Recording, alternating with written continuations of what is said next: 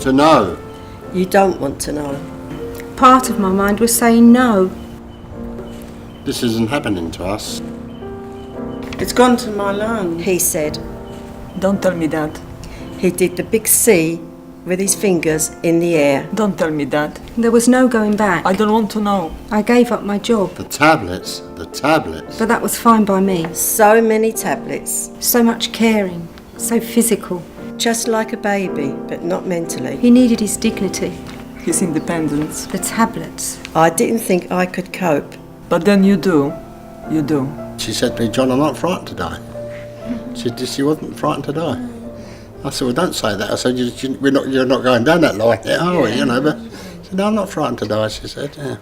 Not accepting the fact that they're going to die. In fact, I never did right till the very end.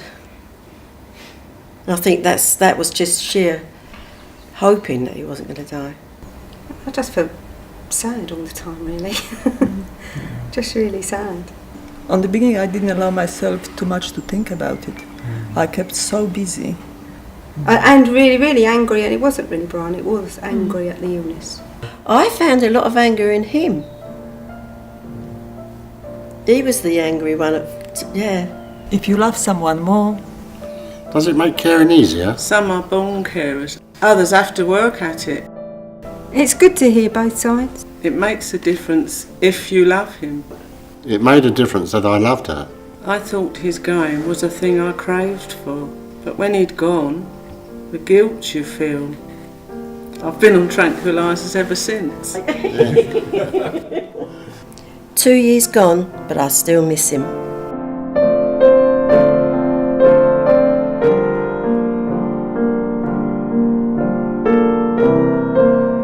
You don't know what to do. You offer more tablets. I feel rotten. You offer more tablets. I feel rotten. I feel rotten. He wouldn't talk about it. There's nothing to talk about. I'd have given anything if he had told me how he was feeling. There's nothing to talk about. I wanted to hear him say it, There's nothing to talk about. but he wouldn't. With Reg, we never discussed it. Not death. You know, to a certain degree you talked about what was going on and how you were feeling, but there was always a limit to it because you didn't want to drag each other down too much. That I found difficult because he wouldn't speak about it. But when you come away and you speak to somebody who's that bit removed emotionally from you, But I had friends that I could speak to. I found that I could really just say everything.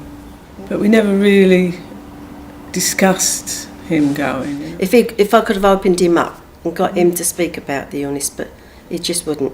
You know, I sometimes feel now we should have done more. I think it would have made it a lot easier to be able to sit and have a conversation about it, yeah. When they've actually gone, there's lots of things you haven't really said, you know, it was so sort of sudden in a way. Is he afraid of what he'd say to you? You do protect each other. Do we forget the time of caring? Or is it always there? Life seems to stop. You can't make plans. You can't go anywhere. Get on with it. Sleep patterns change. You get them up. Oh, the effort. You get them up. The effort. You make them do it. Don't treat me like an invalid. He says to me. It's hard not to do everything for them.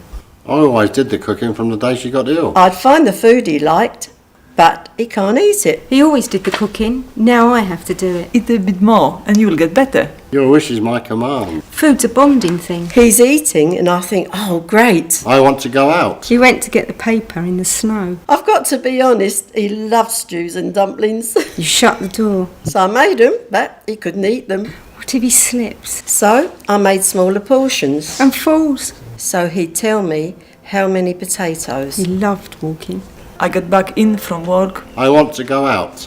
You watch the clock.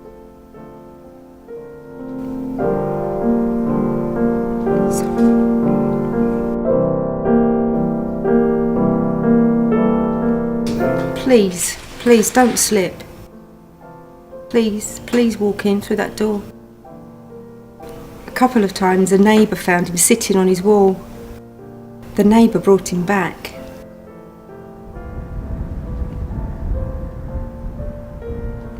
Holding your own feelings back. Just keeping them up all the time. You don't realize how strong you are. Physically and mentally. You don't tell the children everything. You watch over them, recognise their depression and their grieving. I coped so well for 12 long months. Grieving. At a standstill. Grieving. Can't go forward. It's been the same for me. And me, It's the grief. grieving, grieving. Can't go backwards. Same for me. Grieving. And me. Can't go sideways either.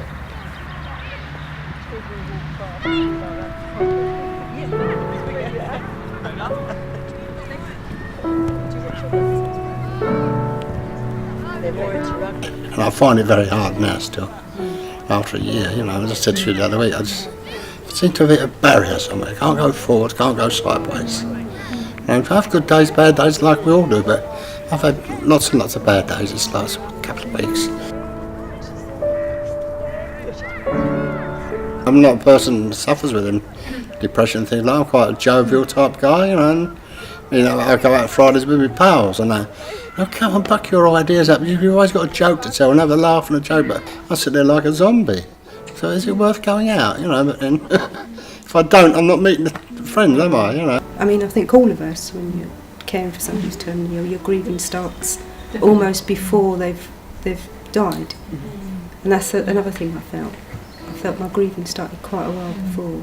I found myself actually crying over it because fear, I think. Fear that I was going to lose him. So that's when I think the grieving started, through fear. I just feel Brian is Brian's with at me home. constantly Yes. inside me, and he's Yeah. at home with me, and he's, Yeah. I really do feel I do. that. And I know I do, when yeah. other people that I've known in the past have been bereaved, and you hear that, don't you? But Brian will always be with you. Mm. I think, what does that mean? Don't understand that at all. Yeah. But I'm beginning to understand that, because of course he's physically gone, and I miss Yeah. that.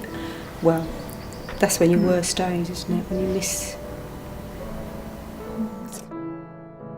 I don't know, I started to grieve as soon as Harry was diagnosed, really. 2 years before he died. I cried nearly every day on the way to work. I was so upset, so scared. So I tried anything. We'd grown apart, we wasn't that close in later life. And I thought, yeah, I'll be able to cope, I'll be well away, do what I want, go here, do anything. They didn't. Just... Mum would just look at me and cry. The things that happens all at once. But you get through it. You give and give and give again. You give time You give love. You give food. You give thought. You give feeling. and you give when you're not valued. Not appreciated. Giving, giving. Your shrinking world. On your own. Shrinking. I'm single now, and they're a double still. Going out. Going out. Without him. Without her, On your own. On your own. Alone. I'm single now, and they're a double still. But they're a double And still. they're a double still. and they're a double still.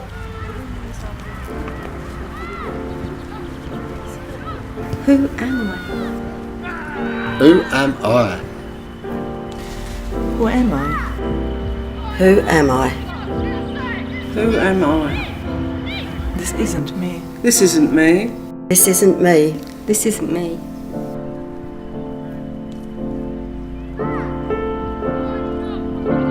How are you? Had a nice weekend. How are you? How are you? It's the big worry of people asking you. How does it feel to be single now? Met anyone nice yet? How are you?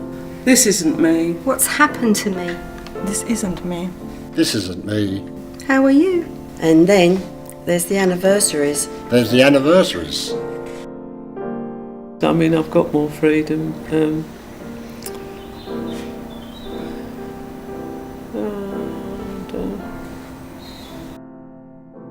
There's a determination, I find, that you're thinking to yourself, you've got to get on with things. And then it suddenly hits you. It hits you. It hits you. It really hits you. Neighbours, friends, and everybody have been so kind. And I said, without their kindness, perhaps I might not have coped. I can remember once at the hospital I was quite upset, and I said, I just feel like a social worker and a health visitor, and I don't feel like he's wife or his lover, or so that it's very, very hard. But I remember him mostly now as he was before that. Which is good. And I always try and look at the photographs of him now before. If, you know, when it does happen to anybody else and they're off for counselling and these little group meetings, please take them, because they will help you. It's really done me a power of good.